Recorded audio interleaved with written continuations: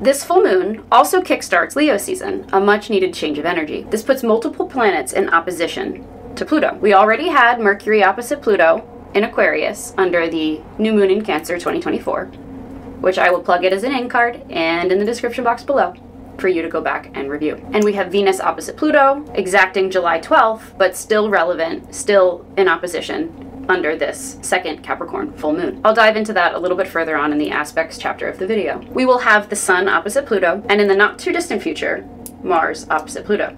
Two malefics facing off yet again, and they'll do so multiple times in different signs. We have a Mercury retrograde coming for almost the entire month of August, from August 4th until August 29th. If you consider the pre and post retrograde shadow periods, we're already feeling this from July 16th to September 11th, 2024. This is especially potent because Mercury is the ruling planet for Jupiter, while Jupiter is in Gemini the next 11 months or so. Additionally, Mercury will cover the territory from 4 degrees 6 arc minutes of Virgo in its sign of rulership to 21 degrees 25 arc minutes of Leo, where it will answer to the Sun. Meaning that this Mercury retrograde not only takes us back to Mercury retrograde through Virgo of 2023 from August 23rd to September 14th, 2023. I'll link that here as an in card, as I made some very interesting predictions that are coming under fruition right now. Timing is a very difficult thing to predict in astrology, but many of the things that I mentioned are coming under fruition right before our eyes. So I'll link that as an in card and in the description box below, because we'll absolutely be revisiting it in August and the fall. This also means that Mercury will be changing signs during its retrograde. Whenever Mercury retrograde changes signs, it indicates a major change of heart or direction, especially where Leo is involved, ruling the heart center and the heart chakra and the solar plexus. If there's enough interest, I'll make a video specifically about that Mercury retrograde. Let me know by liking this video and dropping a comment in the comment section. An important date to jot down would be August 18th, August 19th, and the time surrounding that. It'll vary depending on your time and location, but August 18th in the evening for Eastern Standard Time, early morning, August 19th, we'll have a Mercury cazimi. Ask any astrologer, and they'll tell you, unless you were born with a planet retrograde, then it will affect you the opposite way. So if you're born during a Mercury retrograde and Mercury goes retrograde, this will actually be like forward motion for you. Whereas everyone else who's born with Mercury direct, Mercury retrograde is a point of reflection. Do you see? So any astrologer that you ask will tell you to avoid starting anything new, starting a new job, signing any contracts during a Mercury retrograde. The only exception to this rule is if you do so around the time surrounding that Mercury cazimi, August 18th, August 19th. August 19th is a Monday, conveniently. This is really exciting because I actually start a new opportunity, a new full-time opportunity on August 19th. And it's one that I manifested way back in 2023 when I got my personal training certification. My start date will be August 19th after a series of setbacks. Originally, I was supposed to start on July 15th, the day I'm recording this video, and the day of the Mars-Uranus conjunction. That would have been quite a start date.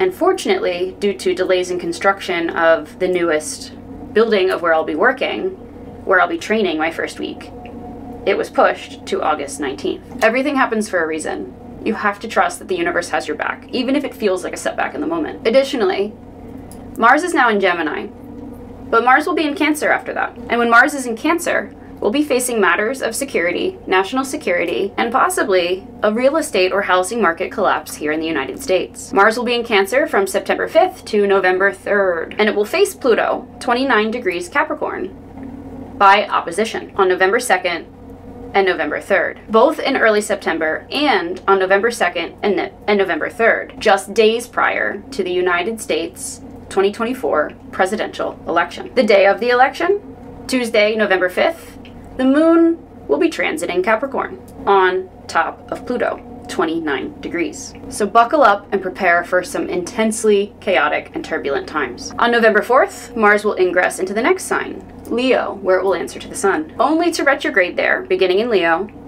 on December 6th, 2024, and until January 6th, 2025, when Mars will return retrograding into Cancer for more action. Mars retrograde changing signs is similar to Mercury retrograde changing signs. It indicates a major change of heart or direction, especially for our divine masculine collective. Mars retrograde through Leo and Cancer falls in the dates from December 6th to January 31st, 2025, and then Mars will station direct February 1st, 2024, 17 degrees Cancer. Mars will travel direct through Cancer again, revisiting the territory that he covered from September 5th, 2024 to November 3rd, 2024, and from January 7th, 2025 to January 31st, 2025, from February 2nd to April 18th, 2025.